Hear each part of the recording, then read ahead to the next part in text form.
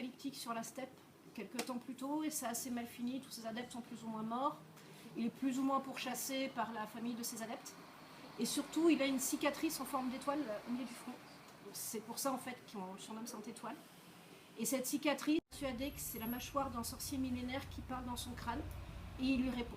Voilà, donc c'est un peu ce genre de personnage-là qu'on croise au fil du roman. Il y a une sorcière qu'on appelle Morgane, c'est les sorcières des côtes des Havres, qui maîtrisent les grands pouvoirs du sel. En gros, chacune des Morganes a un pouvoir. Donc Lantane, qui est sur la couverture, elle est super belle, hyper glamour, tout le temps en grande robe rouge et tout. Elle maîtrise les vents et les océans, donc elle peut repousser les tempêtes, enfin voilà, c'est la classe. Il y en a d'autres qui peuvent faire pousser des plantes ou qui peuvent allumer des brasiers, celle qui maîtrise le feu. Donc. Et Maëve, elle peut faire cristalliser du sel. Alors en plus, au bord de l'océan, c'est super utile. Voilà. Et elle va se lancer dans une grande quête pour libérer les océans de la menace des vaisseaux maudits. Ici. Et le troisième personnage, je vous laisse découvrir, mais en gros, au début, il est clerc de notaire. Et ses deux caractéristiques dans la vie, c'est d'être plutôt beau gosse et très naïf. Voilà. Super, merci Stéphane. Merci. Romain, raconte-nous un petit peu donc, le Chant des Princes. Donc le tome 1 j'imagine, parce que si je résume le tome 2 ça va vite sans spoil le malade. Donc avec moi on va être sur des histoires de famille. On commence dans un pays qui est donc moyenâgeux, mais moyenâgeux sur la fin, quoi. C'est vraiment, on est dans une ambiance un peu florentine. Voilà, c'est un Moyen-Âge optimiste qui commence à voir de l'avenir devant lui. On serait dans un équivalent d'une Renaissance chez nous.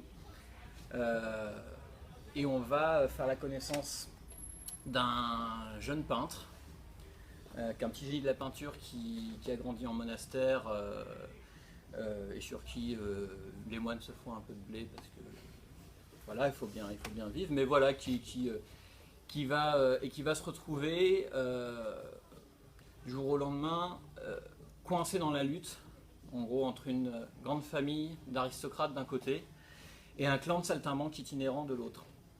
Alors les uns étant vraiment, les aristocrates sont vraiment tout ce qu'on peut espérer aimer chez les aristocrates. Les illustres, c'est eux en fait, c'est ainsi que tout le monde les appelle, parce que c'est vraiment c'est la famille modèle, quoi. Ils sont intègres, cultivés, chevaleresques, modernes. Ils ont anéanti la corruption qui sévissait dans la cité principale, et voilà, ils vont prendre le pays en main et tout le monde en est très content. Et de l'autre côté, on a ces clans un peu spéciaux qui sont les Ostrois, qui sont en fait une culture extrêmement particulière dans ce monde. C'est une culture de saltimbanques nomades. Qui sont à la fois alors, artistes de rue, aussi musiciens, aussi marionnettistes, et également marchands d'informations, savants, vaguement inventeurs, et qui ont la particularité dans cet univers de posséder seul le secret d'une technologie particulièrement miraculeuse, enfin voilà, une source d'énergie qui leur permet de faire fonctionner des machines merveilleuses dans le style de Léonard de Vinci, mais voilà, dont ils font leur spectacle, éventuellement des moyens de transport qui vendent à prix d'or à tout le monde, et dont ils peuvent faire aussi voilà, à peu près n'importe quoi. Et bien évidemment dans le cadre d'une société qui est juste en train de se dire ça serait bien quand même si on évoluait un peu, si on avait voilà, on urbanise, etc. Ça excite un petit peu la convoitise de tout le monde, dont éventuellement voilà, les aristos en face. Donc il va y avoir ces deux pôles de pouvoir. Au milieu de ça, ce jeune homme qui essaie de comprendre ce qu'il a à voir avec cette histoire. Jeune homme qui est vraiment protagoniste au sens premier du mot. C'est-à-dire on n'a pas affaire à un héros qui va passer de la peinture au combat à cheval en 2 pages, mais qui va vraiment agréger toute une galerie de personnages, les jeunes et les moins jeunes des deux familles, qui sont tous un peu dingues et en même temps talentueux, et qui vont tous essayer un peu de démêler cette histoire et de comprendre en gros ce qui se passe entre leurs deux familles, au-delà de la simple question technologique, ce qui s'est passé dans les générations précédentes, pour en arriver à ce point. Donc l'idée, c'est vraiment voilà, de plonger dans une histoire d'antagonisme de famille, sur fond d'une société qui est en train de basculer d'un point de vue civilisationnel. je peux pas tellement en dire plus sans spoiler à mort.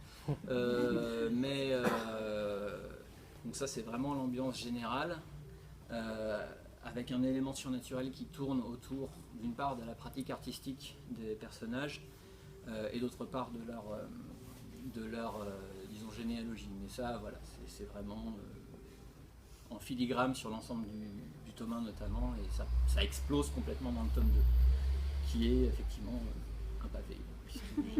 Complètement voilà, loupé mon découpage en deux, mais dont on est content quand même. Et les pavés, c'est super mode en ce moment, donc c'est comme ça. C'est pas exprès. Mais j'assume totalement tout, mais c'est vrai que voilà, c'était en 5-4, ça devait être en 4, je regrette absolument pas, mais c'est les aléas de l'écriture. Mais d'une manière, voilà, je l'ai présenté grosso modo. C'était très bien, merci. C'est vrai. Merci, Alors tous les deux, je voulais vous demander quelles ont été vos inspirations d'écriture, les auteurs peut-être qui vous ont influencé. Alors, plus que des auteurs, en fait, moi vraiment, c'est des univers qui m'inspirent. C'est-à-dire, je lis beaucoup, mais après, je mets quelque part les auteurs dans ma bibliothèque et en fond. Mais vraiment, ce qui m'a influencé, c'est des univers historiques. C'est notamment l'histoire de la Bohème entre le XIIe et le XVIe siècle. Si vous connaissez rien à la Bohème entre le XIIe et le XVIe siècle, c'est pas grave. C'est juste que c'est vraiment un monde super passionnant, donc entre intrigues de cour, intrigues de famille, donc hérésie religieuse, enfin vraiment c'est tout un monde que j'ai découvert qui s'appuyait beaucoup aussi sur le commerce autour des fleuves. Donc il y a pas mal de fleuves dans mon monde pour ça. C'est aussi un monde qui est beaucoup inspiré de tout ce qui est mythes et contes et légendes d'Europe de l'Est et puis jusqu'à la Russie et même jusqu'à la steppe mongole, qui sont vraiment des imaginaires que j'adore et que j'avais envie de faire vivre.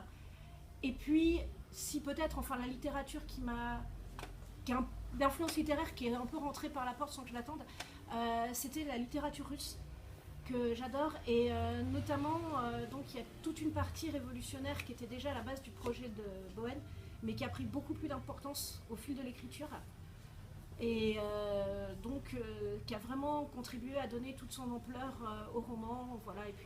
Et c'est de la révolution dans un monde de fantaisie, donc c'est de la révolution avec des golems notamment au passage. Et c'est vraiment mes sources d'inspiration, c'est ça.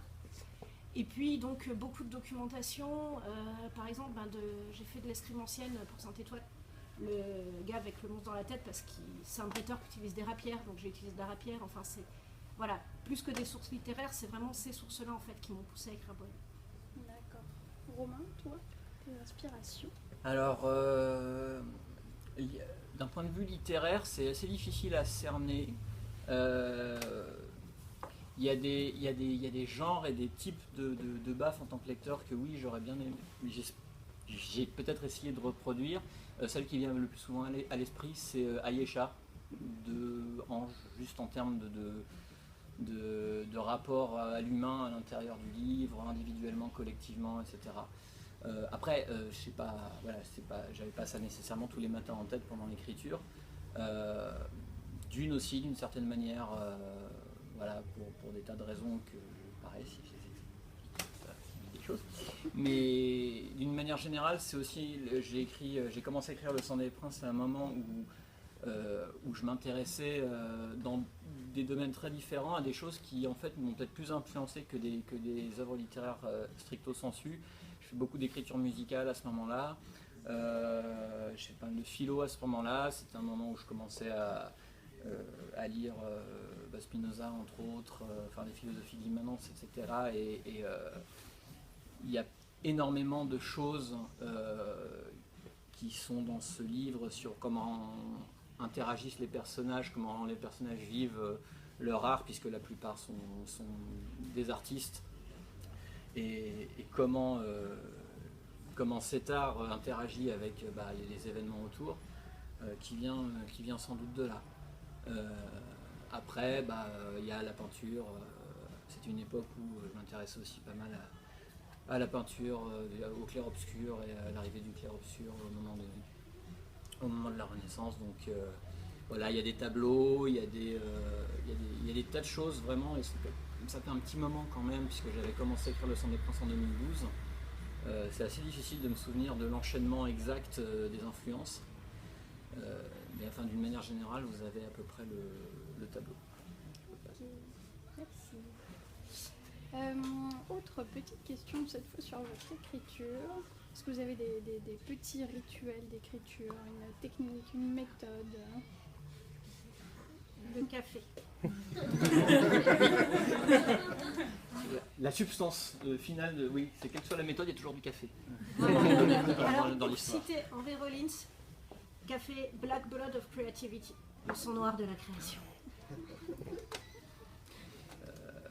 Bah non, mais oui, moi j'ai pas, non, enfin, c'est très bon comme... Non, moi j'ai cru longtemps que j'avais des rituels, et puis en fait un jour ils ont pu marcher, donc... et en fait, j'ai découvert... Quand j'ai fini le tome 1, j'avais des tas d'idées super claires sur comment il fallait écrire, bah, je donnais des leçons à tout le monde. Bon, bah voilà, la réalité, taper dans les seins avec celui-là, donc bah en fait, non, il y a des rituels et des situations qui ont marché à un moment donné, et j'étais ravi. Quand j'ai voulu les reproduire, ben, c'était page blanche, et donc non, il n'y a pas de rituel à part... D'une manière générale, je dirais que j'ai toujours pu assez bien travailler dans les cafés, dans les lieux publics où il y a du passage. Donc il faut boire du café dans les cafés. Voilà.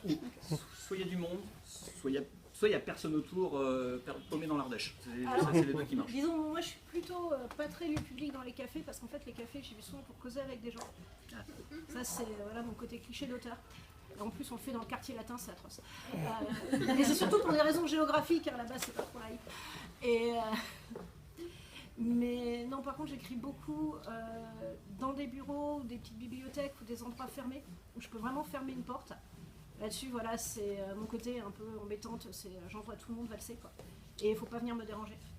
C'est pour ça que j'adore écrire la nuit, notamment parce que la nuit, bizarrement, les gens sont moins tentés de me déranger.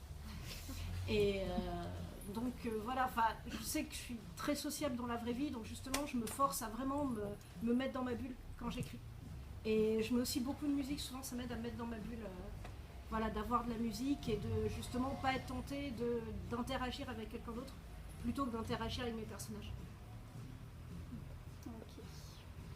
Dernière petite question à l'un et à l'autre. Quelle est votre dernière lecture favorite, dernier coup de cœur que vous avez envie de conseiller? Est-ce qu'un auteur lit déjà d'autres romans? Alors, c'est terrible, mais pas beaucoup de romans en fait cette année. Je peux conseiller autre chose.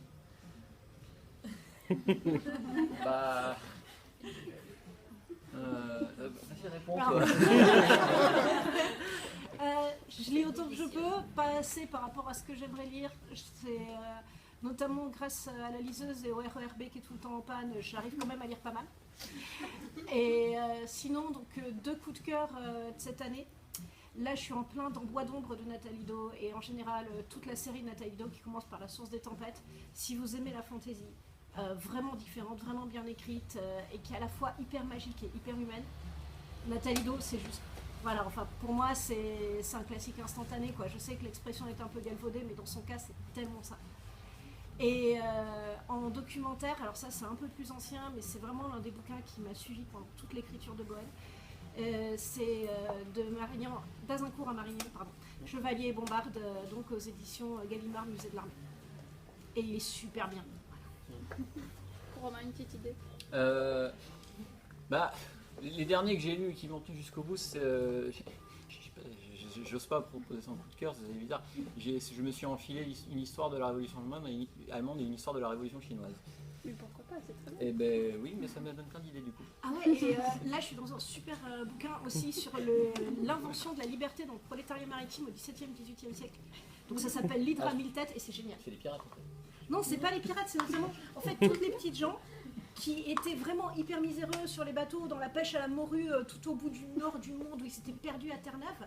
Ils avaient des conditions de vie super dures, mais en même temps, par les voyages, ils avaient des horizons énormes. Et donc, ils se mettaient à vraiment penser la liberté, mais de manière super concrète, et pourtant n'étant pas forcément super cultivés à la base. Et c'est vraiment, enfin, j'écris beaucoup de littérature de voyage, qu'il faut voyager, en tout cas j'essaye, parce que c'est le voyage en lui-même, il nous change, il nous ouvre vraiment l'esprit, et c'est pour ça aussi que mes personnages souvent voyagent et se retrouvent confrontés à d'autres civilisations, à d'autres univers. Et c'est quelque chose auquel je crois beaucoup. On sent la passion.